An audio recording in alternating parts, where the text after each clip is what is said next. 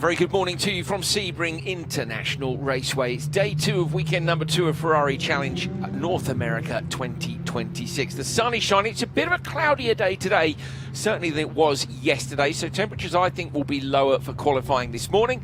A bit of a breeze as well. It's going to be a fun day, though, so stick around. You might have missed thermal at the start of the year. We were over at close to LA on the west coast of the USA, all the way over the other side of the continent now at Sebring in Florida. Then we head to Cota, somewhere in the middle, Austin, Texas, and then Laguna Seca and Sonoma back over in California before Road America. And then the finale mondiale is at the Circuit de Barcelona, Catalunya, close to the beautiful city of Barcelona in Spain this year. So those drivers are at the top of the standings will make the transatlantic trip to pick up the big trophies at the end of the year.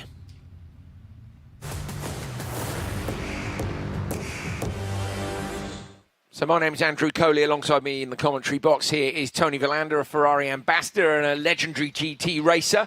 Tony, yesterday, this challenging circuit, actually, I think the drivers did really well considering how technical this place is. Yeah, yesterday was a good day. But do you know, fun fact, this morning I set my alarm clock on Ferrari 458 GT2. Loud and precise, 8 a.m. started the track activity. So that's what woke you up. Yeah, it's the loudest car, isn't it? The GT2 we saw yesterday circulating. And yeah, so the 7 hotel where a lot of us are staying is right on turn 7. Track temperature 25, air temperature 21. It is 4 degrees colder just on the air temperature than yesterday morning. Jamie Garrett getting into her car. She did brilliantly yesterday. I think she was P8 if I remember correctly. And of course the winner in this category was Melissa Kozira, who dominated. Yeah, we had some great action on track and beautiful performances on this very demanding track. Very bumpy, turn 1, turn 17. And we were anticipating a little bit more mistakes. And actually, our drivers did really, really well. And this morning I woke up with the idea because Johnny Kaminsky's 159.6, I was thinking that's a fast lap time.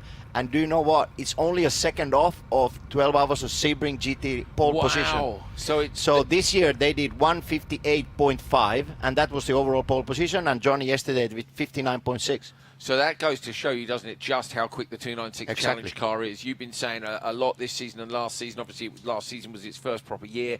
That it is as close to GT3 as you can get in a one-make championship, really. And this was the target from Ferrari. So with the previous models, yes, they were fast, but driving style and the car handling was a bit different. And now they've really narrowed the gap between the 296 Challenge car and the GT3 car target to give to all of our Challenge drivers a better performing car, but also building up the ladder. If you want to go from Challenge to endurance racing, this is the perfect step to do it, and this is a perfect scenario to learn all the basics and then take it with you on your backpack when you go Sebring, Daytona, whatever endurance racing. The ladder of opportunity is very much working with. And for us, that's gone. We're too old. Someone pulled the ladder up. Yes, we're gone. Somebody who's not too old but isn't in the driver's seat today should be driving the seat. The broadcaster, of course, Nina Jade Paul down in pit lane. Not too old, I will take that, Andrew. So day 2 here at Sebring, and it's a chance for our drivers to reset and go again. We saw yesterday who was able to hook it up in qualifying, the likes of Melissa Kozira, Johnny Kaminsky, Esteban Beckman and Blake Rosser, of course. And interestingly enough, all of our pole sitters yesterday were able to take the win. So that just shows just how important qualifying is today. While overtaking is possible in the race, we saw our drivers were a little bit clumsy yesterday, so track position is going to be super important. And the cars are all rolling out now, so not long to go till we get going. Thank you, Nina Jade. And they are indeed rolling out. We're good to go. We're ready. So, Tony, go on, hit me up. Yeah, very good point from Nina Jade. The importance of pole position. Normally, you would think that it's quite, overtaking is possible here. Turn 1, turn 7, turn 10, turn 17. But all our pole sitters then took the win. So we had action. We had drivers battling for that lead. But in the end, drivers on top in qualifying then managed to win the race. So very important session early this morning. It was utter domination yesterday from Melissa Kozira, who's out in this session now. Didn't get past, even when there was a safety car. She managed to hold on to the lead. Blake Rosser, I'm pretty sure he was passed back, didn't he? Kaminsky, of course, ended up off the road and had to fight his way back. So the initial statistic looks really simple. There was even Esteban Beckman, who was on pole in Pirelli AM, and ended up with contact with Brad Favre and still held on. I imagine they were on the radio going, calm down, you don't need to overtake him. But he wanted to gap Mitchell Green behind him. So, yes, the stat says pole is the easy position, but 3 out of the 4 races yesterday wasn't as easy as the stat says. Yeah, here we see Melissa, who yesterday was really strong. In Shell AM, there is the biggest field. There is the biggest number of drivers, so traffic plays an important role. Right now, the drivers are warming up. They're warming up the tires, taking off that shiny part from the Pirelli tires, and then lap 3, 4, and 5 yesterday proved to be the best ones.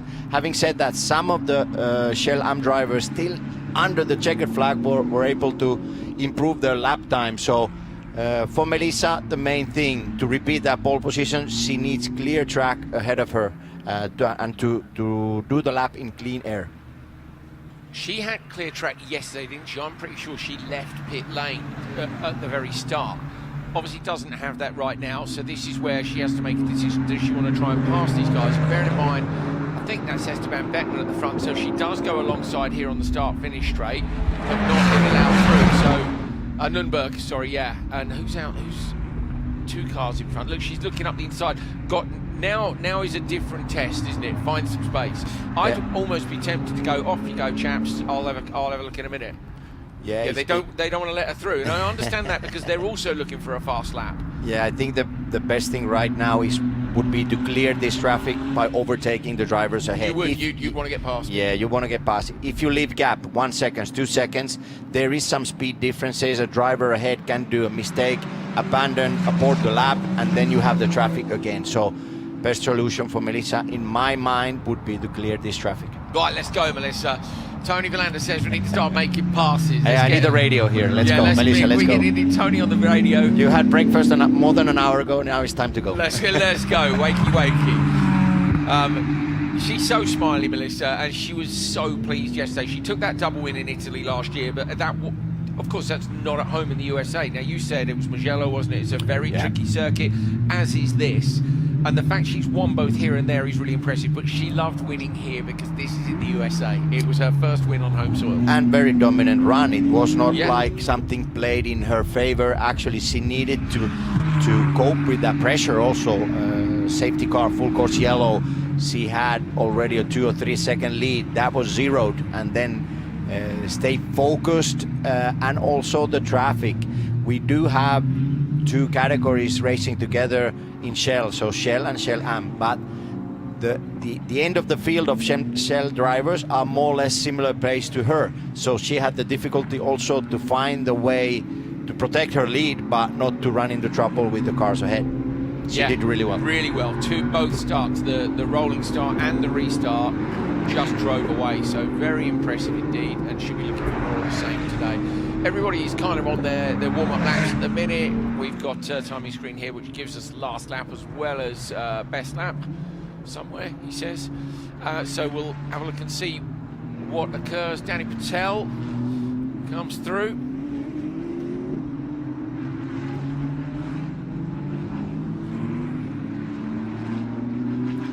And now the lap times are starting to come through. So a 2:12.2 for Sperman, 2:12.2 for Nürnberg. John Lennon's just gone in with a 2:09.5. They're a long way off the pace of yesterday. We reckon lap 3 was the start lap, really, didn't we? So we had track action this morning from 8 a.m. onwards. So there was a Club GT, there was Club Challenge on track. So the track, having had the full day yesterday and also very cool temperatures right now, when these new Pirelli tires are in the peak performance, so the temperatures are right and the pressures are right, I think we should go faster than yesterday. But you need to be patient. Again, if you go with an idea that opening lap, the second lap, I need to go for it, it's too soon. You need to feel the front and rear connected, and if you have too much understeer, you need to wait another lap. You need to have everything perfect, still to nail the performance of yesterday or go even faster. And as we discussed a few times this year already, having an extra 3 minutes on the session particularly when it's a 2-minute lap time, makes a huge difference. You can take your time. Yeah, extra 3 minutes for us also in many situations would have been better in life in general, but 3 minutes gives you the calmness, it gives you the idea that you don't need to rush things. Yes. You don't need to go straight away on track. If you need 6 laps, you can calculate that I can wait a few minutes, clear the traffic, and you can even afford 1 or 2 laps. So I think it's better for the drivers in general, because in Ferrari Challenge we love the track time, we love the test days, and also in qualifying it's ideal to have a clear track and show us your performance, and you don't need to argue, you blocked my lap, I had a yellow flag there. So these extra minutes are very welcome for this year. Super calm, just remaining calm. I'm pretty sure that's Ayrton Senna's face on the side of Tim Dweek's car. Have a look at the livery as he comes down the straight. On the side, it is. It's Senna's helmet and face on the side of his car. We'll have to have a chat with him and find out what that's all about. Okay, Kozira in the clear now, in clear air. What's she going to do? Over the line goes P2. So what is it? 206.3. What did she do yesterday? 204.6. So we've still got 2 seconds to find there. Sperman 205.7. He did a 205.1 yesterday. So a little bit more still to come. Yeah, Melissa's comments after yesterday's qualifying was very interesting. She never posted below 205, but her split times were giving the idea that she has much more performance, and in qualifying yesterday she managed to do all these sectors together, and that showed the improvement, and she cleared the field by half a second. Yeah, it was brilliant, wasn't it? At one point, if you remember, she was actually a second up until the very last lap, I think it was, when Sperman banged in a quicker one than before. So yeah, really impressive. Really impressive. This is Lance Corley. He's heading down one of the long straights here. All the paddock in the middle, you look at it and you think, wow, what a vast expanse of concrete it is. If you weren't with us yesterday, it's an old World War II airbase, and it's still active as an airbase now. We saw the US Air Force out in training planes yesterday, and in fact last night, I must admit, I was sitting in the pool at the Airbnb, and they all came over in formation, like 4 or 5 of them just in a perfect line. So yeah, they do some training here still. It was a B-52 combat training airfield back in the day, and B-52s, if you're not aware, were big. So big planes means big runways, and we've got a load of historic tracks, particularly in Europe as well, which are all based on old airfields. There's the exit of turn 1, and the way it funnels is mad to me. It's not even a funnel, it's literally like, oh, the track is not as wide as the runway. So you come off, and a lot of the drivers were saying about that, and this turn 17, there's no reference point. And I suppose now they've had a bit more track time in the dry, they'll be getting there, but it's just a vast open expanse of concrete. Yeah, these North American tracks, they are very particular. Not a single only one racing line. You can have many ways to approach these corners. The main thing for Sebring is many of these high-speed corners, you just need to roll in a lot of speed. Yeah. But you need to stay on the right racing line, otherwise there's not enough room in the exit of the corner. So and that's where we saw Kaminsky run wide yesterday. Yeah, the race leader in Pirelli, he was leading the race and he ran off, and then the sequence of that caused a collision in turn 3 between him and Perina. But many of these places, yes, roll in more speed, but you cannot lose the apex, you cannot lose the racing line, because otherwise you run in the big issues, either exit of 16 or 17, sorry, or exit of 1. Again, we see some traffic here. Melissa's lap is not close to the performance of yesterday. She's right now in P2. I think she backed off her last lap, or she has a cool down lap right now. And let's see if she has some more performance to show. Only just under 5 minutes to go. So you have now got to get pushing. We're just starting to see people's lap pace drop off. So our timing screen shows us green or purple as a general rule. So purple is the fastest lap overall, and then green is a personal best. So for the first 4 laps of this session, every single driver has been purple or green. And now we're starting to see some black laps appearing, which means they haven't improved. Lance Corley first into the 104s. Very good, very good. 204.9, 104 would have been very good. 204.9, so he drops in. That's way quicker. What did he do yesterday? Yeah, Lance Corley is a very nice gentleman. I think he often mentions to me when we meet at every race weekend, he says he's been the longest on the grid. He has the highest number of Ferrari Challenge starts. Maybe we need to double check that statistics, but I'm pretty sure he has mentioned that to me in few occasions. 0.2 back is Sperman, 0.7 back is Kozira. Sperman, Whoa. 2:04.1. Wow, that's 4/10 quicker, Half a 5/10 second. quicker than yesterday's whole time of Melissa Kozira.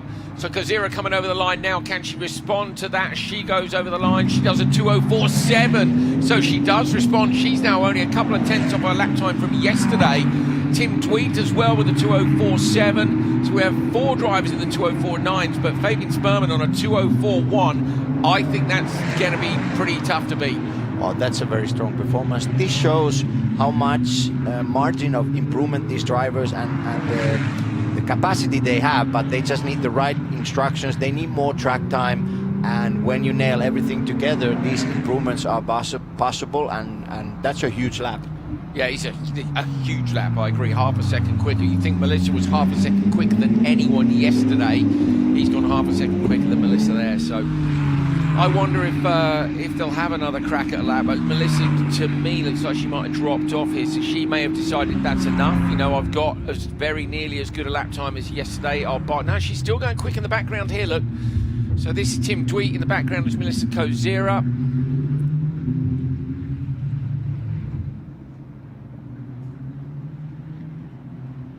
Not sure if she's still on a push lap or not. Just look at the start of this car. I thought it was the John Player special logo for a minute on the side there. Of course, we can't advertise that kind of thing anymore. It's absolutely Very terrible. beautiful livery with the Ayrton Senna helmet. Yeah, it's cool, isn't it? Yeah, very nice.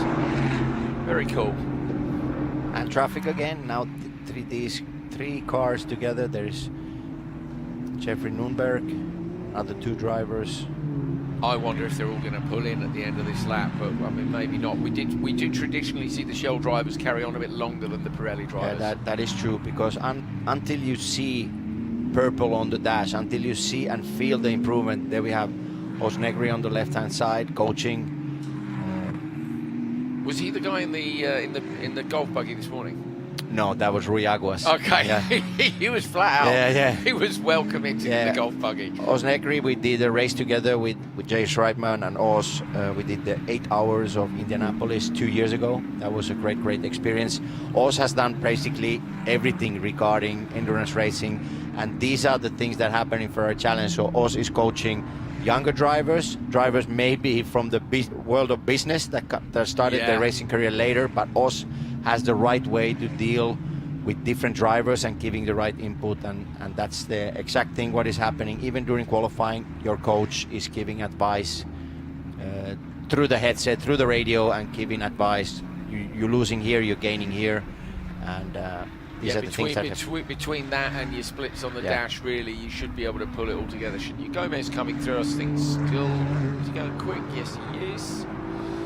So Gomez, let's see if he can improve. Currently sitting in P12. Look over the line. Nope. 2:09.5. So it was his best lap, but not an improvement on position. So 2:09.553. Everybody coming up now. There is 30 seconds to go, but as you can see, a number of people in the pit. The pit indicator there's more cars than that in the pits. Although, funny enough, the timing screen, so it had gone black and it's just lighting up green again, and that indicates that a lot of people have had a slow down lap and let everything cool off, Tony, and then they're going to go for one last blast before the flag comes out. Yeah, we are almost at the end of this session, so drivers are on their last lap, trying to improve their lap time. Yeah, I think Fabian Sperman, he improved a lot. He improved, must be a second from yesterday's qualifying. So what was his time now? 2:04.1. Yeah, 2:05.1 yesterday. 2:05 1.176. Yeah, so 1 second he improved. Wow, it's a lot, isn't it? Yes. Yeah, literally just more than a second. Some good work done. So if with we the would race laptop on and the Monday, onboards. he would take He'd another go another second quicker. Give him another day after that, mate. He'd be on So pole it was at the Sebring. Casa Ferrari gala dinner. Works for him. Yeah. Yeah, double thumbs up. Very pleased. Good job. A second quicker than yesterday. Fabian Sperman to get the job done and take the pole here, unless someone is on a miracle lap right now, and I don't think they are. So I saw Kozira pulling in the pit earlier. you can just see everyone's rolled off. So we will wait for the checker to completely declare it. But at the minute, it looks like it is Fabian Sperman with the pole coming up over the line now. A few more cars to take the checker. Patel comes over in P8. He was P5 yesterday. He won't be disappointed with P8. I don't think the race went his way yesterday. I haven't actually seen him since the race. I saw him a couple of times yesterday in Castlefray. I like his livery. It's cool. There he is, Danny Patel. Really nice, friendly bloke. So lovely, smiley character again, talking about how he'd love his daughters to get into this, but at the minute they're into ballet. So he's working on it. There is still some dancing to be done on the pedals, and the shoes are a similar shape. So all is not lost, Danny. You know, they might yet, but let them do the ballet thing first. And yeah, we'll see whether they do some pedal dancing later on in their careers.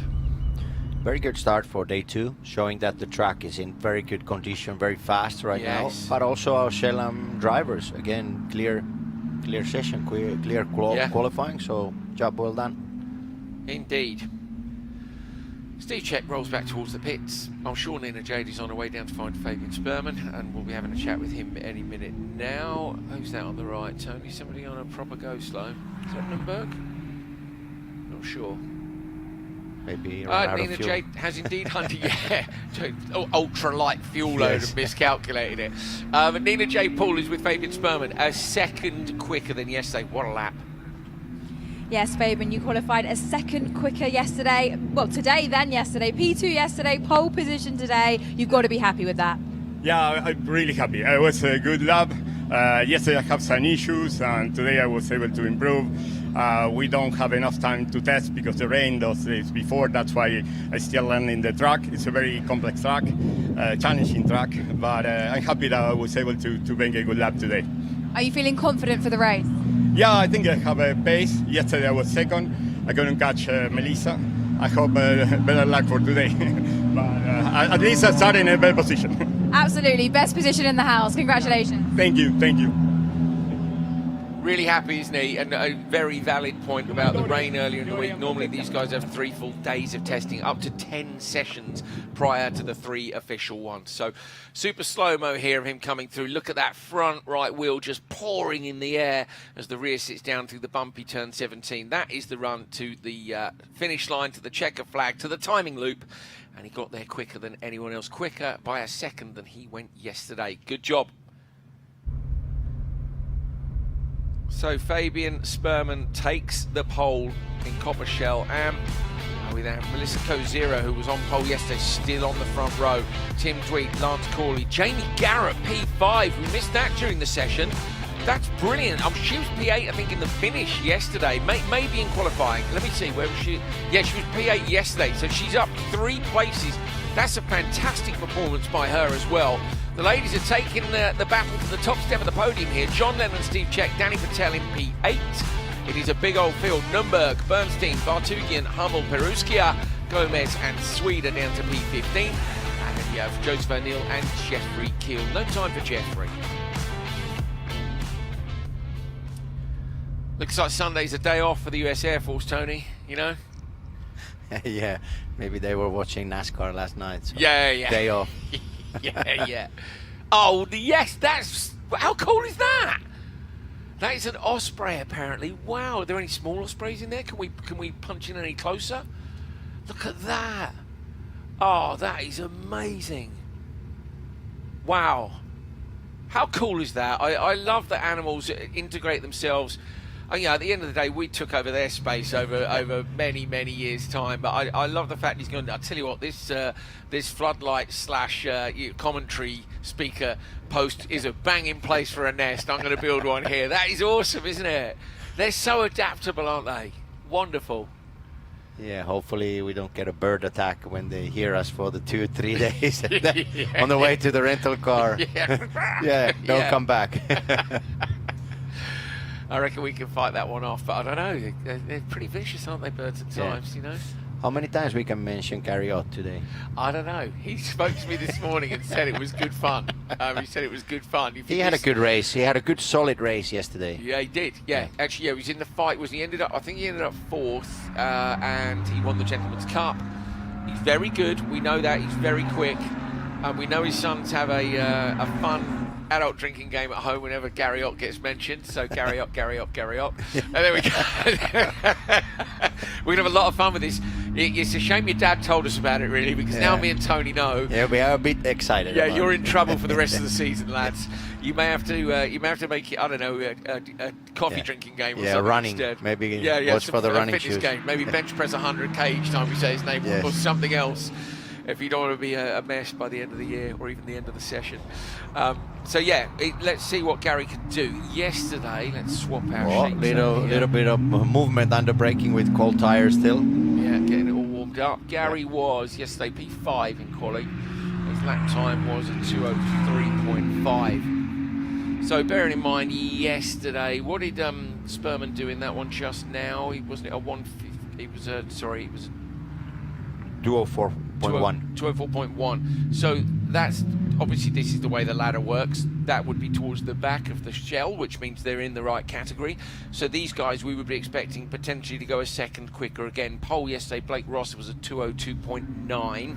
Let's see if it's a similar delta in terms of what the improvement is. Rosser had a very exciting qualifying yesterday. He posted the fastest lap time, and on the next lap he lost the control of his car at the mid to exit of turn 15 and had a slight contact with the tire barrier as well, and he had a little bit of reshaped red Ferrari reshaped on the rear left with a little kiss to the tire wall.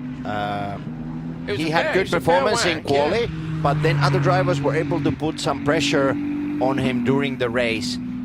Whittle yesterday had a poor start, and then he had the puncture. Yes, he did. So, he fought back through the pack, didn't he? Yeah, he was starting P2, lost some places on the opening lap, actually turn 1, and from there it was really clear that something was off, and then he had to come back to the pits, and he had to put one new tire to the rear left. Yes, so did. probably he's running now 3 new and one used. One used, sure. So you can see there the caution through the corners as the tyre temp comes up. They're on their out laps. This is the first lap, so watch for early braking, watch for straight braking here. Boom, boom, boom, down. Get the temperature in, build it up, Tony, and wait, I guess, for the front tyres. What's the feeling when they come in? I mean, you feel it very clearly, but when the tires are cold, you can still lose the control of the car in acceleration, having too much wheel spin on rear tires, but also with the front end. If it's not ready, you just need to back off. So areas where on the fast lap you can go full throttle, you still need to lift the throttle until the pressures and the grip is there. But all these drivers have enough experience to really feel the tires. So just the basic rule is when you don't feel the grip in the corner, you just need to do 1 or 2 more warm-up laps. If you force the issue, normally you see yellow flag, flatbed, picking up the car. Yeah. You see the final result that is not ideal. Yeah. If the session was longer, if it was, say, a 20-minute session, do you think we'd see drivers do 3 laps and then come in for a pressure reset? Because they don't really, when we see them do a rollout lap for the race, they do a lap or 2, come in and their tyre techs will reset the pressures. Here, you've got to guess what pressure you're sending them out on because you're trying to guess the hot tech pressure of the tyre. Yeah, there was a little bit less time in practice, but now we already had 1 official qualifying, so drivers and teams, they do know what to expect and how to handle the final setup of the car or even the tire pressures. I've always preferred sticker, new tires, do your qualifying, that's it. But sometimes you do see teams that go in, warm up lap with very high pressures, bleed the pressures on the pit lane and go back out and then post the fastest lap time. But you also need a driver with enough experience and always this kind of breaking the rhythm, coming to the pits, rejoining the track, may result that I never even posted a fast lap time because I lost the rhythm. Normally I would prefer the fact that sticker tires go out, low enough pressures that when the temperature is there, also the tire pressure is in the right zone, and then you can go for 2-3 real push laps. So normally I would prefer this. Yeah, I know the other thing is obviously if you go in once, you've got to do another out lap, and when it's a 2-minute lap and a 15-minute session, it's just it's not practical. We haven't, touch wood, we haven't seen so many of the last year. We had a couple of yellow flags and definitely a couple of red flags during quali. We actually lost a quali session, didn't we, in Miami? They had to qualify for our championship position. because the session was so short, so it's nice to see that it's gone a bit up. Roy Carroll. Yeah, Roy Carroll yesterday had a really wide line, turn one right now, but he had an exciting qualifying. Yesterday he was not in his normal positions until the last lap. He was one of the drivers that on the checkered flag, he pulled himself up to P5, P4, P5, and that was very important improvement just under the checkered flag. Yeah, saw some people doing it on the very last lap. We're still obviously seeing lap times coming now. They're already into the 203s. So Orsini on a 203.4 yesterday. That would have put him in P5, P6 on the grid.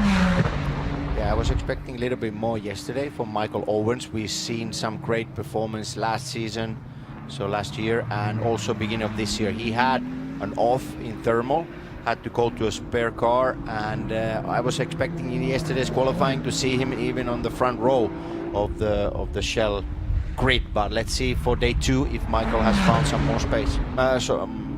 Sorry. Yeah, sure. Menard, I think, got P3 yesterday, if I remember correctly, from quite far down on the grid. Yeah, it was P8 on the grid and worked his way up, and he had that brilliant fight with Gary Ott, who you see here.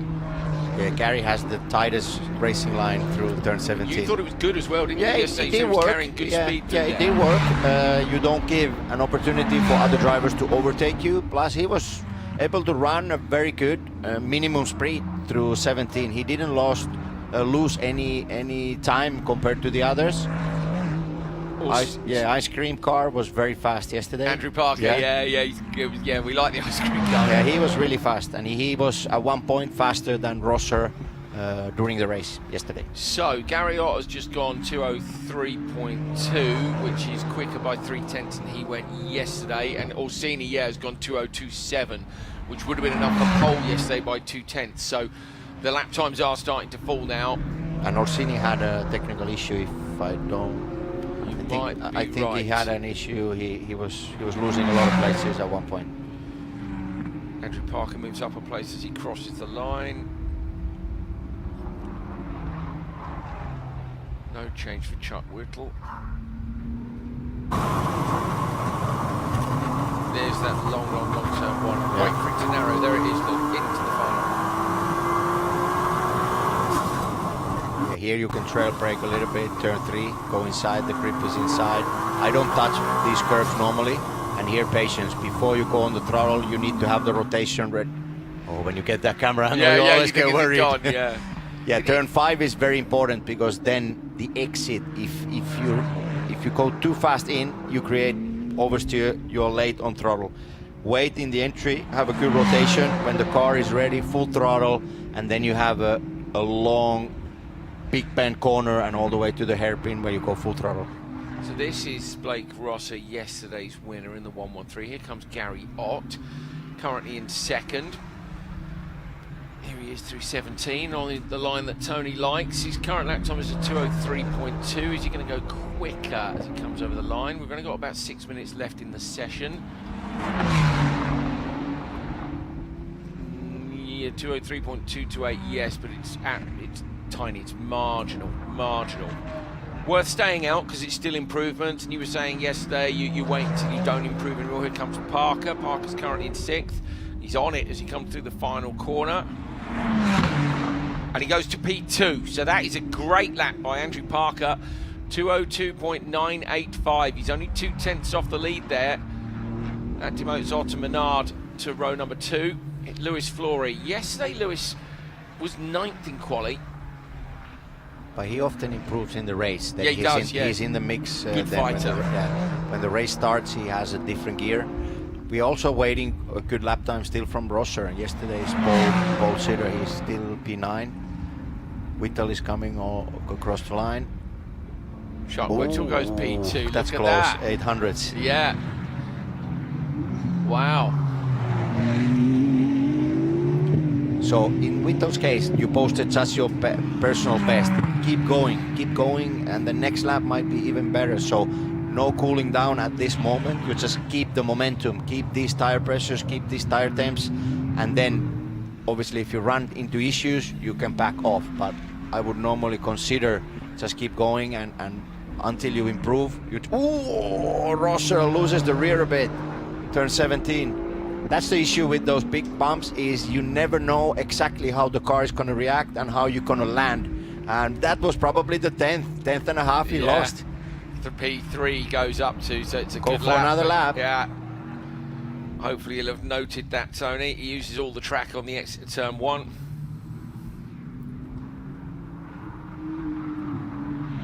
Personally, I'm happy to see challenge cars in Sebring. They look good, don't they? It looked really hooked up on the turn in there from the high camera position. You can see the turn. And we have different tracks. We have the very F1 style, Coda, other places, but then this is the real deal. It's been 5 years, then Challenge was here the last time. In some other areas, you might say that it's not, but it's not so easy to run an event because it's not close to a big But city, here is history. The racing has been here. Parker, pole, sorry to interrupt, he's gone pole 202.4. So Ice cream didn't melt down. No, he didn't. He kept his cool. Yes. Oh, look at us with the puns. Kept his cool. I'm very pleased with that one. Hopefully Andrew is as well. That's a great lap. But he had that performance yesterday. Yeah, he did. I think yesterday in the race he was the fastest car. Here comes Flory. Come on, Lewis. Let's go. Yes, moves up. Nice one. P8 to P6. Whittle in the background was very quick last time round. Is he going to go quicker again this time? No, he doesn't. Stays on the same pace he was on. Yeah, repeated his fastest lap time, 202.8. So again, riding, going towards turn 3. Trail brake, you can put the nose in to the left. Don't touch those curves. We'll run a little bit wide, exit of 3. And then had to lift. Wait, movement. Yeah, he lost the rear a bit. So that's the tricky part. There's different patches, different grip levels. So if you're asking too much from the steering wheel, you create with the steering angle the oversteer, and it's a tricky place in Sebring. See what Rosser can do. Yesterday's pole man over the line doesn't improve. 2 minutes 10 to go. So someone's going to have to come up with a heck of a lap to try and depose Parker. Let's see, we don't see that much blue or purple anymore. No, So well, Orsini's had a slow lap there, look, on a 219.7, but we don't know if he's still circulating or not. So that's oh no, Flory with a big shunt. Ooh. So Flory's gone straight on. That's a red flag, 100%. Turn 13. So that's or 10 or 13. That's going to need dragging out of there. So went straight on. Andrew Parker. Is it Parker? Is it Parker or Flory? No, it's Flory. Flory's gone off. Parker is coming round to finish the lap. It's Turn 13 we're hearing. So turn 13, which is Tower. Yeah, if you drop the wheel on the left-hand side in the entry, that can happen. Normally, if you have the car in the right racing line, that's difficult thing to go in, nose in. Let's see if first thing always that the driver is okay, and then we can talk about the rest. Yeah, absolutely. It was that was a fair old impact. We heard it. He'll be fine, I'm sure. The 296 Challenge car is very strong. We have excellent safety crews, and as soon as we have an update, we'll bring to you, of course. Safety cell of the car's intact, but that will have hurt. Yeah. There we go. They're there already. Good stuff from the guys. Chuck Whittle rolling back to the pits. Andrew Parker showing that his last lap was his best lap, but I think the red flag has stopped the timing screen, so I'm pretty sure, because he was literally just coming up to turn 17 when the red flag came out, so I wondered if he might finish that lap. There it is. So they'll call that session, won't they, with 2 minutes remaining? They won't send. There's no point. Yeah, normally yes. Parker, very pleased indeed. Nicely done. Yeah, look at that, big smiles. Oh, that's great, isn't it? Whole team there. Oh yeah, bravo. Thank you. I love that. They're like, take the helmet off, you've got to do an interview. I wonder if Andrew's had a pole before or not. I'm not sure he has. So, this is the new bit now. The driver, it's really lovely. The drivers often say to Nina Jade when we're in Ferrari, I hope I get to talk to you tomorrow, because they know that talking to Nina Jade means they've got the pole. Yeah. So, it's really sweet when they go and approach her and tell her that. So, Andrew will be speaking to her any moment now. A great consistency as well. He had a good fight for the race lead yesterday with Rosser. He took the lead, turn 15, 16, then lost it on the next straight. but still a very intelligent race yesterday. And now with the confidence building up here at Sebring, he was able to put the car on pole position. So very strong weekend also from Parker. There is Casa Ferrari at the 7 Hotel, where the alarm clock, as Tony Rolando said earlier, was GT2 car. Yeah. At bang on 8 o'clock in the morning. Bing. Yeah. Yeah. Andrew Parker is with Nina J. Paul. Yes, I'm with Andrew Parker on your first ever pole position. Congratulations. You qualified in P7 yesterday. Pole position today. Talk us through that. Yeah, oh, it feels so amazing, so amazing. First pole ever. The car just felt great. We made a slight change to the setup and we were flying today. Yeah, amazing. You put on a great show for us yesterday, battling it out with Blake. What's the plan for the race today? Well, I'm going to try to stay in the front and just take off if I can. Congratulations, go well. Thank you very much. I must give you this as well, your pole position trophy. Awesome, thank you. Oh, I love to see it. He's so stoked to have got his first ever pole. We thought so from the smiley face. Andrew, congratulations, great drive. Brilliant lap there. Andrew Parker takes pole. And just quickly, Luis Flory is out of the car and he's okay. So I know that will be important to his friends and family who are here this weekend. Sorry, Tony, go ahead. Yeah, for Parker, you can see the excitement, but also behind the scenes, there's a lot of work. Yeah. It doesn't come easy, No. and tracks like Sebring, you need to be fit, you need to have the great car control, but also the pressure. Because if you have the potential, you did really well the first part of the track, you need to improve there. What we do with the setup, we go softer, stiffer. What do you want for the pressures? You want to be ready lap 3 or lap 5? Yeah. These are the calls that the driver needs to do, and he dealt it really, really well, and perfect performance and a very strong lap time. Progress bit by bit. So now that we know that Lewis is okay, we can take a look back at the incident. That car is a mess. I think you can look at that. He's even dented the rim. But look also at how secure the safety cell is. Though he's gone to the wall pretty hard, there was a tyre wall there. He is okay. He's walking on his own, unaided by the medical crew. So let's take a look at it. This is 13. Oh, he got launched, look. No, the front right's broken. Yeah, the suspension is broken. Was that broken before? Can we see it again? Is there any chance we can see it slower? We'll just ask the truck if we can see it again. And let's have a look and see if the front right brakes as he lands or if it was broken already. So you get Tony, I'll let you analyse it. You're the man for the job. Look at that. Oh, what a collection, eh? Yeah, that's a beautiful Casa Ferrari setup we have here in Sebring. So the thing is, the car is jumping in the air, but the front right should not go like this up and down. Yeah, it's gone already. It's all the way squeezed in, and it's moving too much. The suspension has had something on the front right, so that caused a big issue there. And at that part of the track, there is a tire barrier, so it took a little bit of the energy, but it was still a big hit. But the front right should not travel like that. No. So there was something. So he'd broken it somewhere else prior to going off, because we haven't seen anyone go off like that there. So something's gone, which has caused the issue for him. That's a shame for Lewis, but the most important thing is that he's okay. That's cars are. Yeah, we never want to see things like this. But it's motor racing. Yeah, it's motor racing. Motor racing. These things sometimes happen, and important thing is doing well. Yeah, great safety from the 296 Challenge car and all the kit that's in it. You remember they're wearing 6-point harness in there. They have a head and neck safety device. There are various ones which are available which stop your head from going too far forward in the crash. You are so well held in a race car compared to a road car. It is a very different piece to sit in.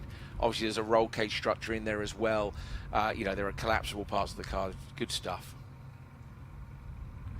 Right, we're going to take a look at the onboard lap that we had earlier in the week with Brian Cook. This was in slightly damp conditions as well. Have a listen up, it's great fun. Hi, I'm Brian Cook, driver of the number 3 296 Ferrari Challenge car for Ferrari of Seattle. I'm going to take you around Sebring in the wet to make it really interesting. Well, welcome to sunny Florida. Here we are on a wet lap of Sebring. Sebring is super bumpy, so you have to have your dentist on the speed dial if you're going to go around this place properly. So first turn, very fast, a lot of commitment, 4th gear. We're heading down to turn 3, braking super hard and trying to find grip here. We're on a track that's half dry, half wet, so it makes it super interesting.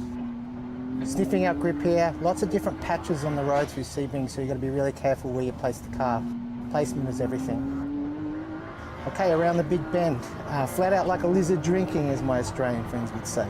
So we go past the hotel, wave to the family, big braking zone. We're in the middle of the track because it's wet.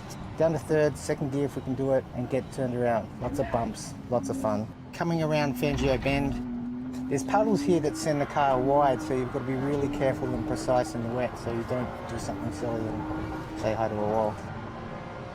Coming up to turn 10, Cunningham.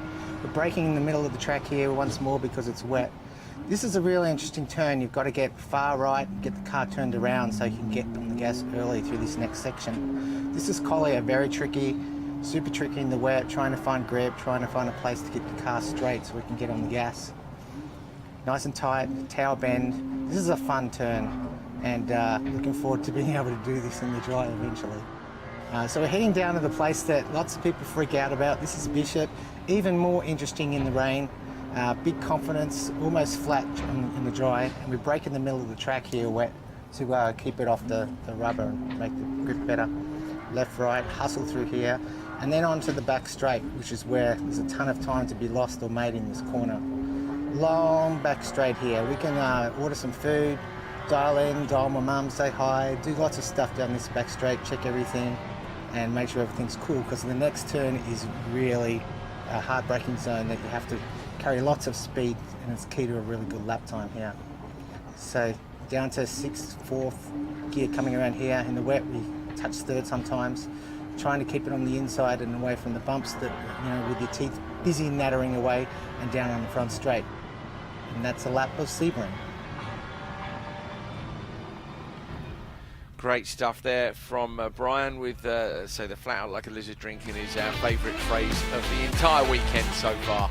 Andrew Parker with his first ever pole, he was so excited, and it was great to see. As Tony Villander said, that would have been the result of a lot of work from him and the team in a collaboration that has resulted in a fantastic lap. Kevin Orsini P2, Chuck Whipple P3, Blake Rosser P4, yesterday's poleman and winner. Michael Owens 5th, Flory 6th, but then off later in the session. Gary Ott in 7th.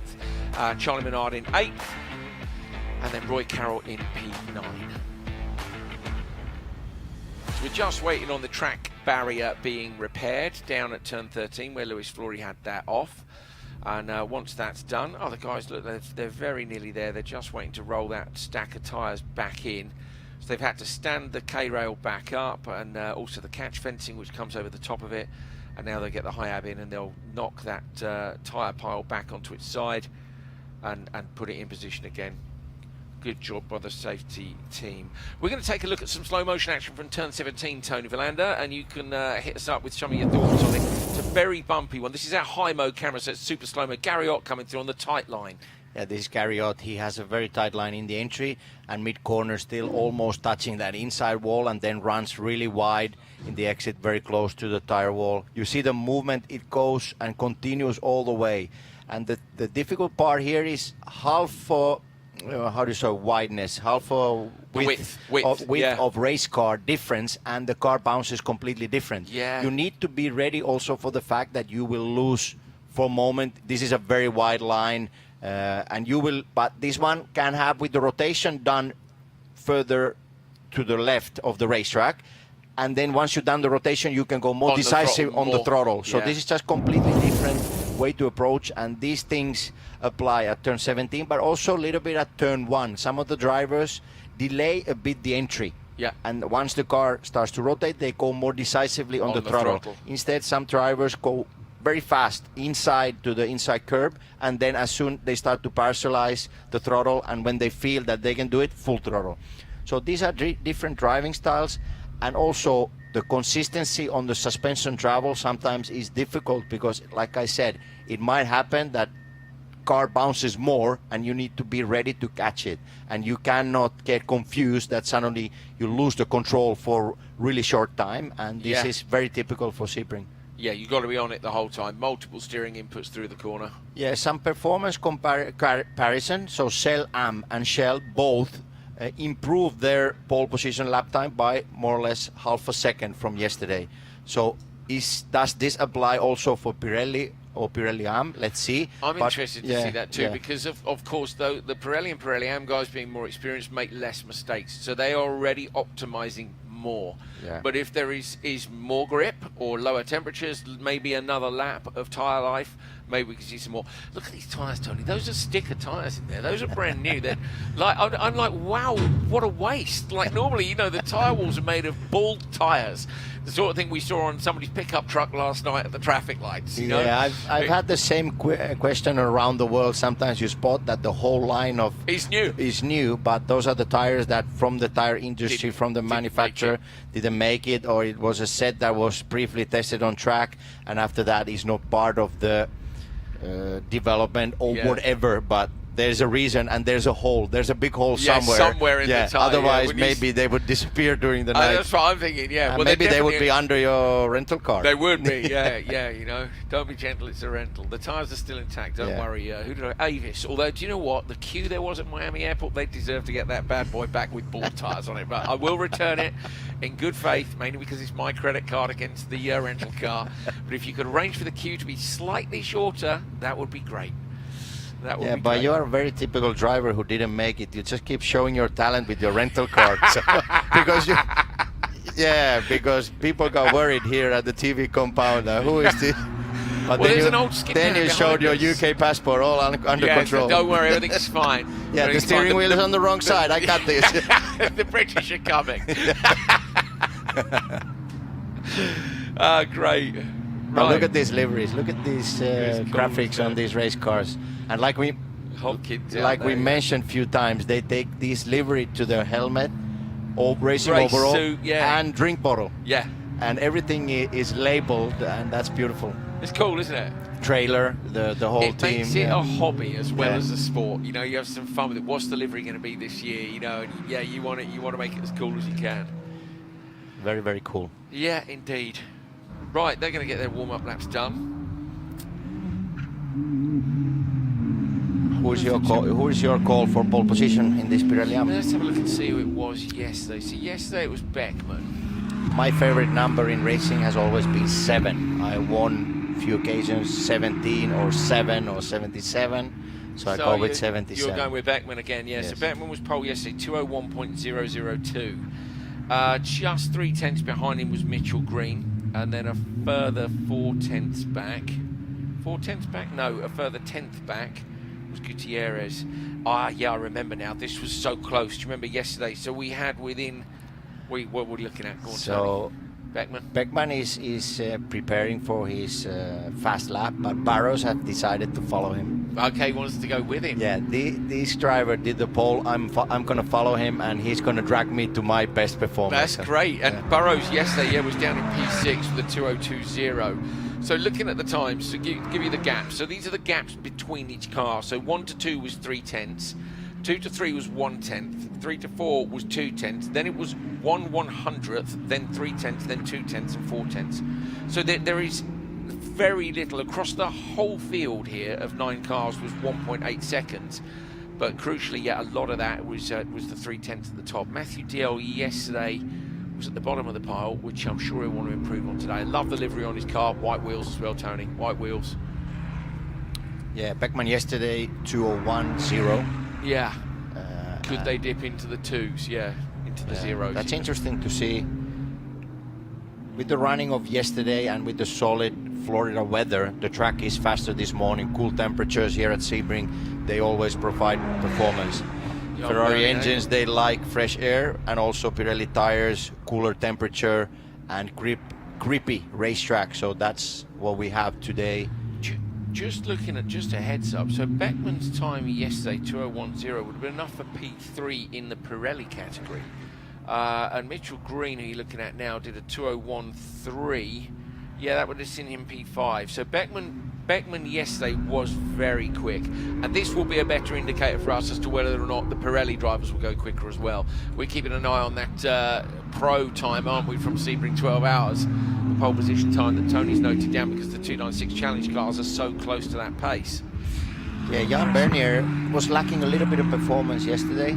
Yeah. I noticed he followed my order with this morning's omelette, so plain omelette. So maybe it's a few tenths off. That's the one you reckon. Maybe it's orange juice and plain omelette. So I had maybe an orange juice. I ditched the cheese this morning. Too much cheese yesterday. Yesterday so, you were struggling. Yeah, it was a heavy breakfast. It was a heavy breakfast. I made poor But they choices. I had take some good fruit care of us today. here at Casa They do. Ferrari. This is the problem. So the problem with Casa Ferrari is I come here for an event. I go, okay, working hard, Monday we've been running. swimming 3 times a week. Let's not go too mad. And then you walk into Casa and you're like, I'll have a quick slice of pizza while I decide what to have for lunch. Yeah. And then you go, I'm not going to have anything later on this afternoon. And then you go back in and there's more pizza, and afternoon tea, and ice cream and cake, and it is a beautiful nightmare.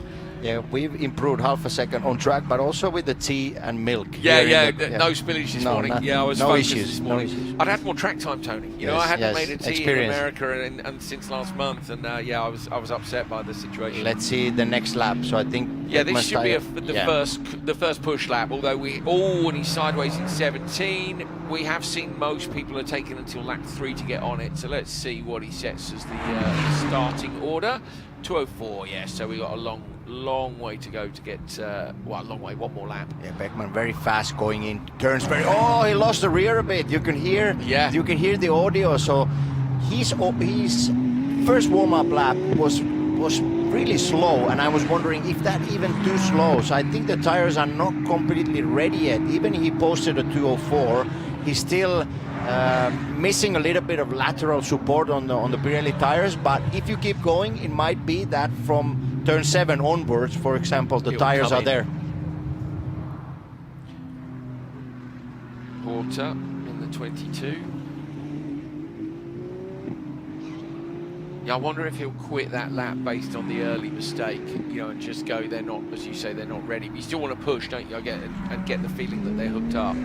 You'll have to start the lap, won't you, in 17, basically. So you're going to have to really commit to 17. Right.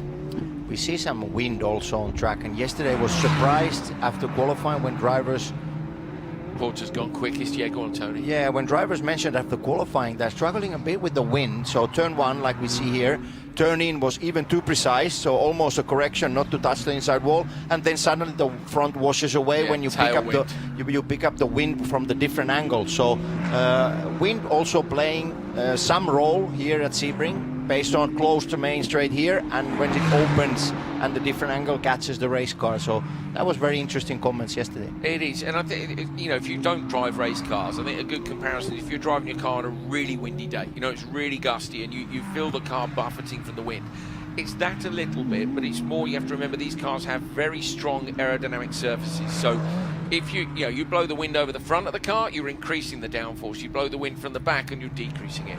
What's the lap time going to be? Beckman top 2:00.8. So yes, he's in. He's in by 2 tenths on yesterday's time. Well, 1.5 tenths, but it's quicker. Yeah.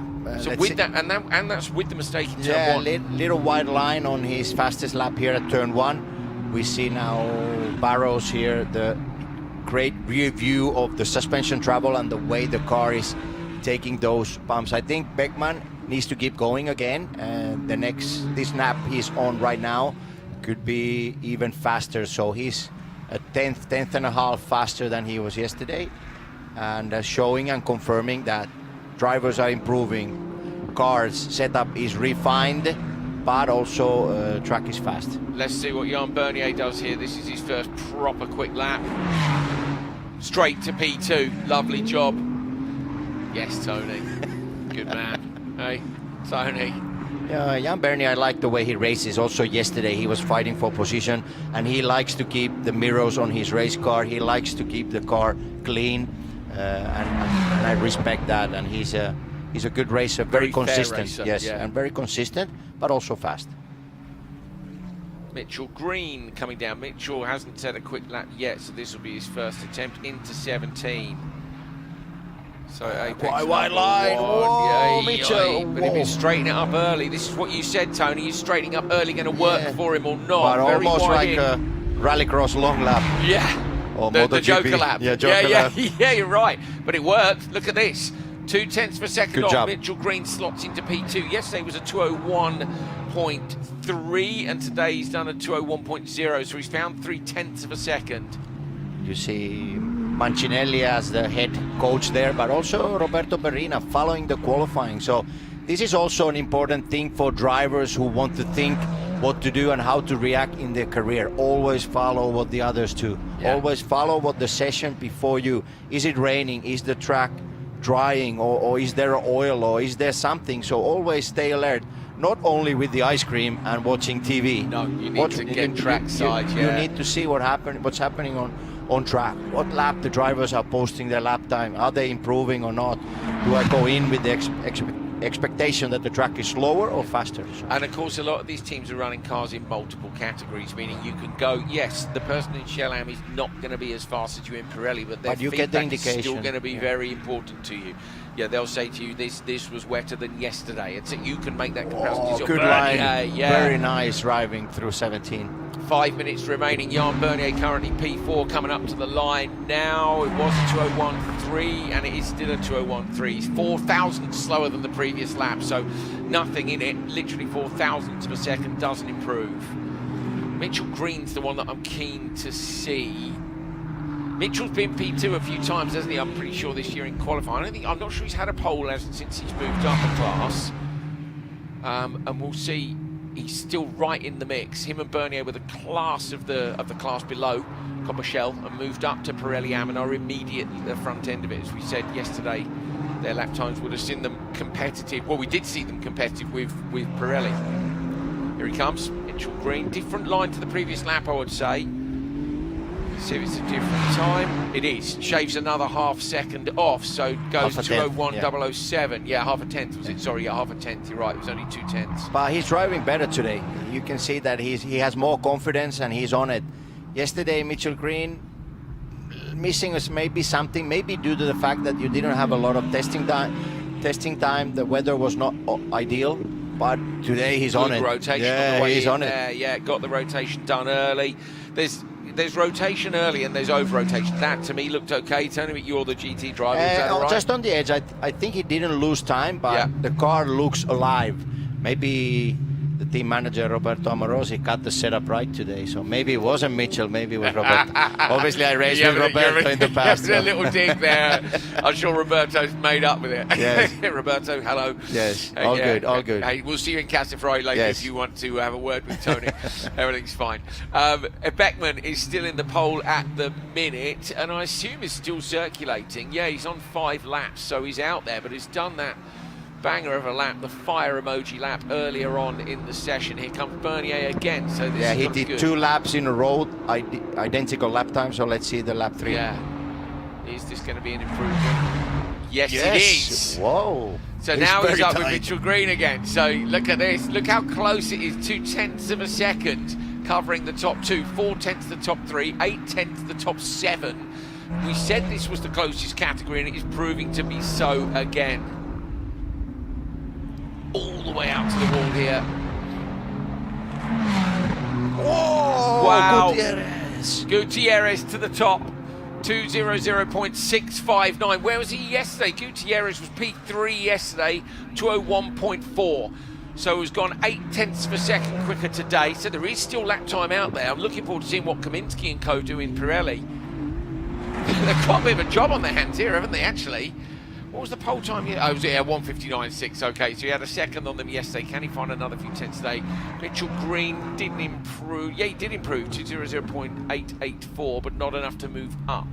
Yeah, I think difference to many other qualifying sessions is here they keep improving their lap time for a sequence of many laps. So Bernier did a run of 3 laps at least in a row. Mitchell did a similar stuff. Yeah. Gutierrez also 13 minutes on the clock, and they're still improving. So impressive run. Here comes Hopkins up to the line. Doesn't go quicker this time. About 8/10 slower than his fast lap. I think Bernier has backed off. Yeah. Either a cool down lap or he's going to park it. Yeah, let's see what he decides. You'll know by the way he attacks 17. And there is Beckman. So Beckman, I'm sure, would like to respond. His last lap was a 2:12.1. Yeah, this and is the a car push was lap. not. Yeah, but it was You not know, ready again at turn 1. I think he's sliding a bit more. His tires are not really biting the way he would like to have the optimum feeling. So he's been struggling. Every one of his fastest laps has been with the tire sound, like the tires are giving that noise. Yeah, the screeching noise. Giving you, that you sound. said yesterday he was loose at the rear, and that's partly set up, partly traction control potentially. But he obviously likes a car that's very pointy on the front end. He's making it work, but that does mean the rears are working very hard. And we did. That's the other thing is yesterday we did see drop off about 20 minutes in, but we also had a safety car period in both races. And if we don't get that today, it could be quite hard work. Yeah, he's now P2 and 2/10 off, and he's still going for it. But every lap, the turn 1 hasn't really. Oh! Drops it. No, keep it off. Just misses the wall. Tony Rolander's prayers managed to keep him out. He did well there. High speed spin, so Beckman will not take the pole, but doesn't put it in the wall. And Tony, there aren't many places you can spin like that here and not put it in the wall. But also the fact that there the car can be loose, but he just kept. Here it is. The lap was a bit messy earlier, but he decided not to lift. He's really lucky that when he spun, the rears in the first rotation remained on the pavement. If the rears hadn't been on the pavement as that had gone round, if he dropped it on the grass, he'd have been off. But and hopefully his race set is okay. Yes, good point. Big spin, yeah. So you hope you haven't flat spotted them. Yeah. He wasn't locked up at least. Oh dear, we've just lost the blind off the side of the commentary box in the wind. Is it daytime? Yeah, we thought it was night time in here.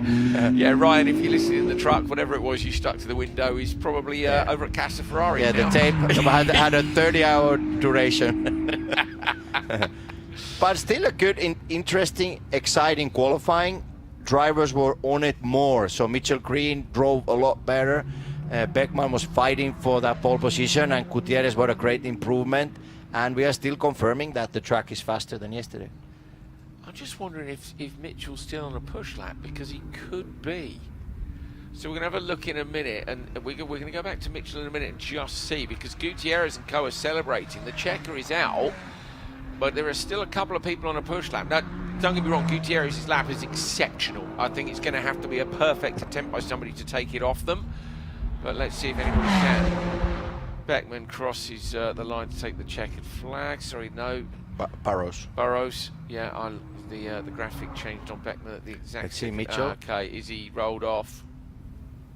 Hard to tell from that angle. I think he is. I think he's off. He's off. Yeah. So he's going to head into the pits on the right-hand side. Okay, but so interesting qualifying. Yeah, it is. Still, we go quicker. All three categories have gone quicker so far. Yeah, this was around 3/10 now. We'll have to wait and see whether or not Kaminsky can. I mean, there are other drivers who can go quicker in Pirelli as well. But Gutierrez with a 2:00.659. Yesterday did a 2:01.4. Found 0.8 of a second. He wasn't a slouch yesterday. He was in P3 yesterday, but this is a big improvement. Same side of the grid, but another row up. He's in P1. Gutierrez with Mina Jade. Yes, I'm standing with Kevin Gutierrez. Another first pole ever. Congratulations, you were flying out there. We know the track has a lot of evolution, but talk us through that lap. No, it was a great lap. We completely put it all together. Yesterday, I felt like we did a really good qualifying and struggled a little bit with the rotation, but the team has been working really hard to improve the car and slow speed. So I really owe it to the team, my coach, and everybody who's been supporting me to get the pole position. But what a feeling of excitement to get my first pole position in anything, in any type of racing. I'm over the moon. You're absolutely flying out there. What's going to be your biggest challenge today, converting this pole into a win? Well, I mean, we have some fast drivers in Pirelli AM. There's a lot of people that have shown a lot of pace during the race, and it's a really tight field. So it's just going to be consistency and staying out of trouble, and we'll see what comes with the race. Congratulations again, Kevin. Best of luck later. Thank you very much. Appreciate it. Very happy, and rightly so. Brilliant lap, and as he said, this is the most competitive category. That's what we think this year, with the depth of talent and also looking at the split times at the top of the page. Look at that, both right side wheels up. You can see the Pirelli. Look at the rear Pirelli, the rear left and the front left as well, just peeling off the rim with the G-force as they turn into that corner. Absolutely brilliant. This is the thing with the slow-mo pictures. Is it better to have the both tires on the left-hand side coming off in the air and then drop down, or only the front right? Yeah. Because maybe with the front right only coming up, maybe you lose some balance. Yeah. So now this way his front and rear were more connected. So an excellent looking slow motions, and I believe Gutierrez comes through Corso Pilota and also Club Challenge. Club Challenge is where you have similar race car, but you don't have the racing aspect. You have the chance to do timed sessions, but then the next step would be challenge, and he's proving it really well. Yeah, very cool. Something else very cool there, we're going to see the results of the US Air Force. You see with their personalised helmets, just like the drivers have, they have them too. So maybe we're seeing the next Maverick taking off from the runway. Maverick and Goose. Yeah, exactly. Kevin Gutierrez, though, our Maverick here today with his first ever pole, ahead of Esteban Beckman, Mitchell Green, Jan Bernier, Matthew Gill, Gregory Hopkins, Martin Burrows and Michael Porter. Any one of those drivers could be a winner here. And Gutierrez with his first ever pole, he's going to have his work cut out hanging on to the lead out front, but we wish him the best of luck. He's all smiles and very happy with that result to be at the top of the table at the end of qualifying here in Sebring International Raceway. So one category still to go. Pirelli is up next. It's our Top Gun category to keep the puns coming for you guys at home. And here is our current Top Gun, Johnny Kaminsky. He's 18, I think, now. If I remember correctly, he was the second youngest winner in Ferrari Challenge ever, we believe, last time out, and the youngest winner in Ferrari Challenge North America. He very nearly took a win in his first year, which would have made him the youngest ever, we think, worldwide. But that doesn't matter. What he's looking at is championships here, and we have noticed that his head is really in the game this season, Tony. He's just more switched on. Yes, he has done that, let's say, the mental step. So he has had the speed before. He had strong races against Dylan Midler, other Perina as well, Massimo Perina. But this year he's more confident. He believes he can do it. He has done it already. So that gives, to an athlete, that gives you the chance to do the next step. Having said that, our Pirelli drivers yesterday, normally we expect the best racing. They were the bad boys. They were on the naughty step, weren't they? Yeah, I think we lost we more lost, than half of the yeah, we lost half of the field or more through accidents, contacts, and things like that. And even Johnny, he was leading the race, turn one. We got, even during the broadcast, his on board off at turn one, and that caused an issue with then Roberto Perina, who saw his chance to take the lead, and there was a contact between the two, ending up in the way that Perina had to then retire the car. And David is back for today. David Beaton doesn't race Saturdays, he only races Sundays, and he's back in the car. He texted me already this morning, so are you at the track? So I think he wanted to come and say hi. I was like, we are, mate, but we're on air in 2 minutes. So I think he probably forgot we have to announce all 4 of the qualifying sessions. We'll see him in Casa later on today.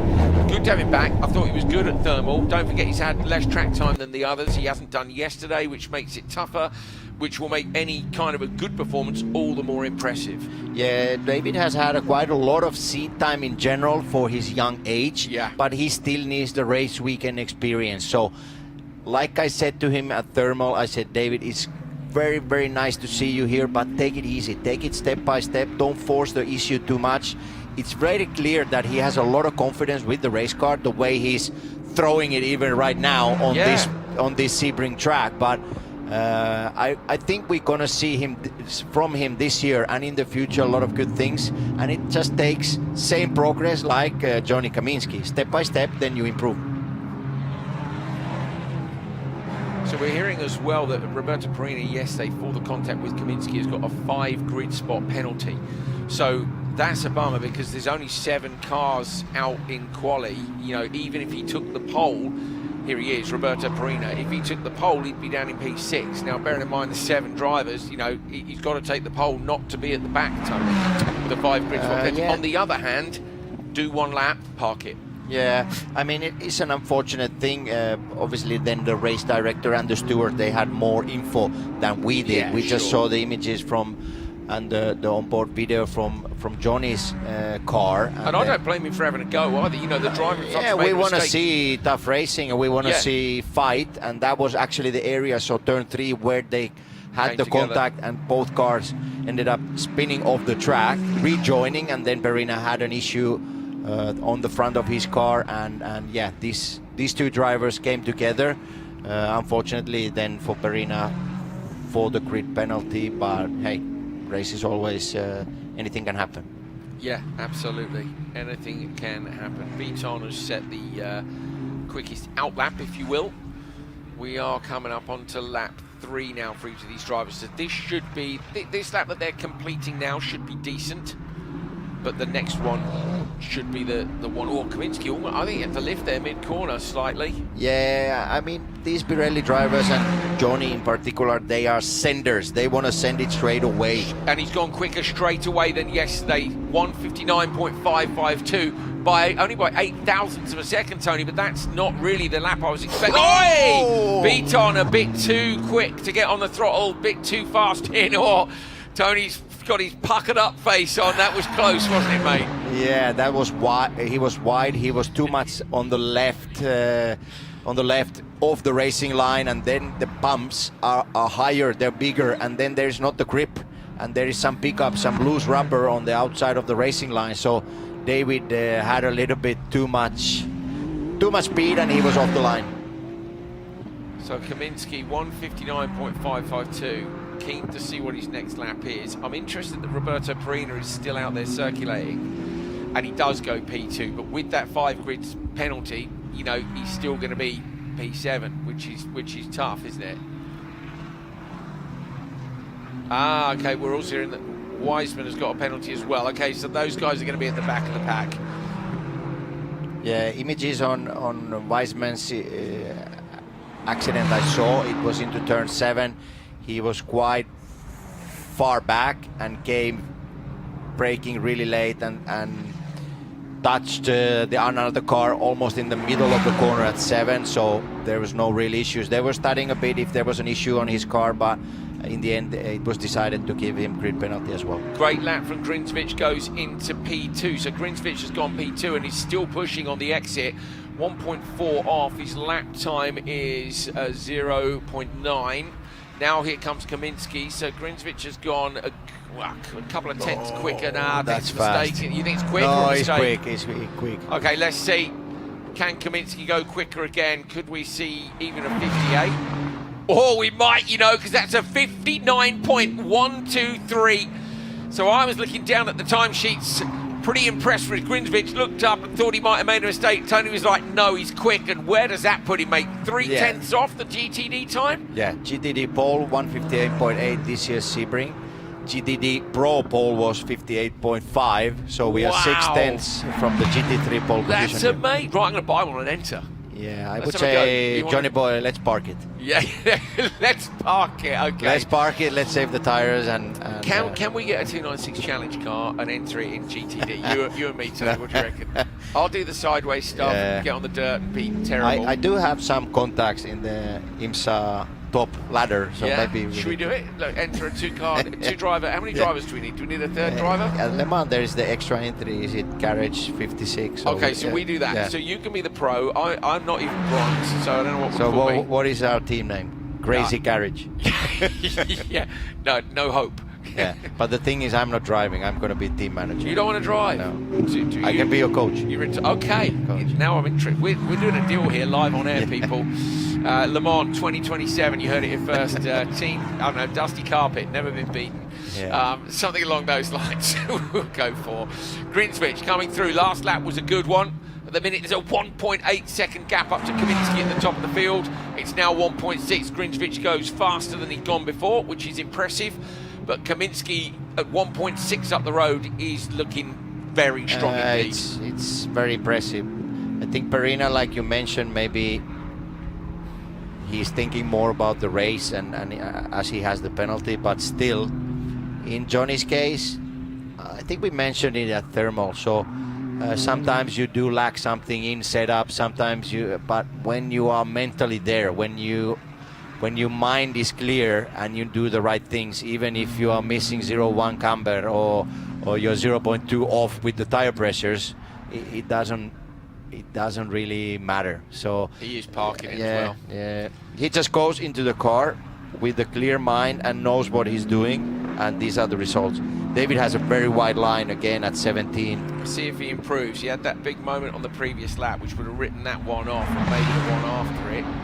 Doesn't improve this time round. So the moment there would have cost him, wouldn't it? Because it's the run onto the straight, which means it affects your start time for the next lap. So this is a very good point, because sometimes you need to narrow the things that, do I want to finish this lap or do I want to launch myself to the next one? Yeah, sure. So this is a good point. So if you overshoot 17, you lose both. Yeah. You lose the lap time coming to the start and finish, but also from there to turn one. So this lap that we saw from Beaton there may have actually been, I think, the second lap of the two. So there we go. Still impressive to see him do that when he hasn't had the time. He has a chance to do one cool down lap. He has a 3 minutes on the clock, and just keep hitting your marks. Do your best driving. You now had a run that you were going for it. Maybe if you give yourself a little bit more breathing space, cool down the pressures, and then you go for 1 or 2 more laps. Yeah, at least one. He can do at least one. Yeah, he can. Yeah, with 3 minutes to go, and also no traffic. Obviously, it's the lightest class this weekend. Pirelli and Ferrari AM is a smaller field, but it's been frantic for the win in both categories. And as Tony said, they were on the naughty step yesterday. Favre remains in P5, leading at 1 point yesterday. Yeah, there was an exciting fight between Favre and Cook. Yeah, and then Kaminsky. Yeah, then Kaminsky, you could see the image on the back straight, and then we had the safety car, because you were building a story of coming back and Johnny's fight for the lead, and then at the restart it was fair fight, hard fight.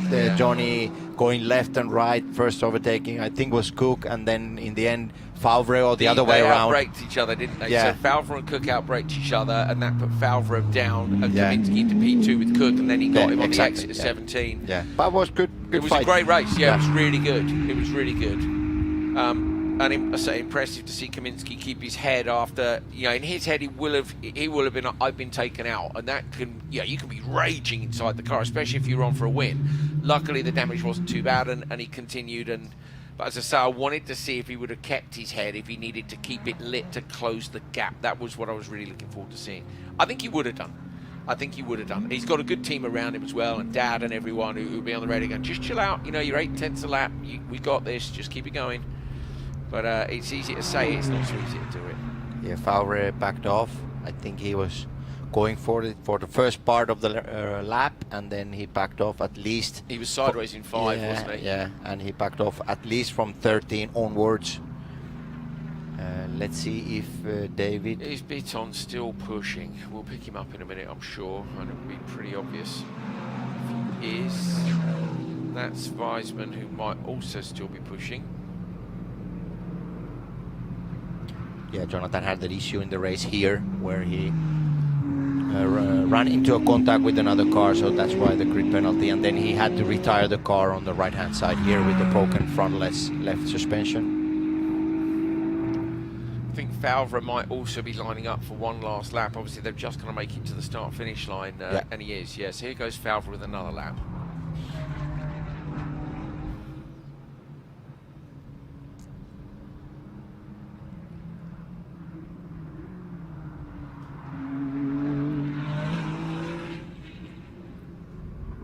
This was where it got a bit too lively on the previous one. Wait for the front shot. Yeah, he was sideways there on the previous. Yeah, now lap. very nice racing line. Opened the line a little bit in the entry, and very tight late apex and early on throttle. So very good run, but maybe he backed off again. Yeah, I think so. So Favre yesterday went quicker than today. So he did a 2:01.1 a 2:01.1 yesterday. Today it's a 2:01.4, so I think we'll be a little bit disappointed that he didn't manage to capitalise on track conditions. We have seen all of the poles go quicker than before. Johnny's still 17, is he? There we go. Okay, he's still 17 years old is what we're hearing. Thank you very much to the team for getting in touch. So yeah, will have been the number of days then when he would have been... yes, he was 16 last year, wasn't he? Yeah. That is bonkers, isn't it? Wow, we're getting old, Tony. I know. Old but chilled. Yeah, and cool. Yeah. Like, definitely cool. Yes. No worries. I don't know about no worries. If there were no worries, I suspect we'd be on a beach in Barbados. Well, we can still do that. Yeah, maybe later when we finish today. Johnny Kaminsky, who I said was older than he is, sorry mate, has taken the pole with a 1:59.1, and that would have been an incredible lap time at the 12 Hours of Sebring. He's done it here at Ferrari Challenge North America. What a drive he's put in, Jade. Yeah, Johnny, Andrew thought you were 18 during that qualifying session, but you're 17, which makes this even more impressive. Pole position by 1.6 seconds. Congratulations. Talk us through that. Yeah, it was a great qualifying, and I think, last qualifying was a really good lap, so you try to go into the new day and put your new race brain on, and to improve is really cool, and just working on myself and trying to improve every session, every race, every qualifying. So, I have a great team behind me. They gave me a great car. I can't thank Jimmy John's, Ferrari, BAE, and Niebuhr enough, so it's been great. I mean, you showed great nerve and grit yesterday during the race, fighting your way back up to first position, but I'm guessing you're hoping for a more simpler race this time. Yeah, that would be nice. Yeah, but all good. Thank you. Well, congratulations. Go well. Thank you so much. I must give you your pole position trophy. There he goes, very pleased himself. I've just sent him a video on Instagram to say sorry for calling him 18 when he's only 17. But maybe at that age they'd prefer to be 18. Yeah. Well, you need to be 21 over here for a couple of cars, don't you? So that's true. To have a cup don't of wish tea. it away. I promise you, it's better to be young. I promise you that. You don't want to wish it away. He's doing a fantastic look job. at those images. Yeah, and as well, he did the two wheels up thing as well. Look at the rear right there, just skipping along the rotation on the car. He's absolutely stunning. A brilliant lap by Johnny Kaminsky, 1:59.123, some half a second quicker than he went yesterday. George Grinswich the third is in P2, 1.6 off. Then Brian Cook 1.9, Brad Fowler 2.3, Beats on 2.5, Weisman 5.5, and Perina says DQ'd, which is interesting. I think that might just be about the grid penalty, but I don't know. We'll try and find out for later on today. They may have taken his time off for the graphics with the penalty. Not sure. Okay, we are done for qualifying here. Thank you very much to Tony Verlander alongside me and Nina Jade Paul down in pit lane. My name's Andrew Coley. If you would like to see the races later on, and I really think you should join us, Tony, should they join us? Yeah, 100%. Good tight qualifying promises good racing. So now drivers have one start, 2 qualifyings, and we are missing 1 race start, and I think it's going to be exciting. Yes, it's going to be a fun afternoon, so make sure you join us 13:30, that's 1:30 p.m. Eastern time. We're going to go racing at Sebring International Raceway. See you then.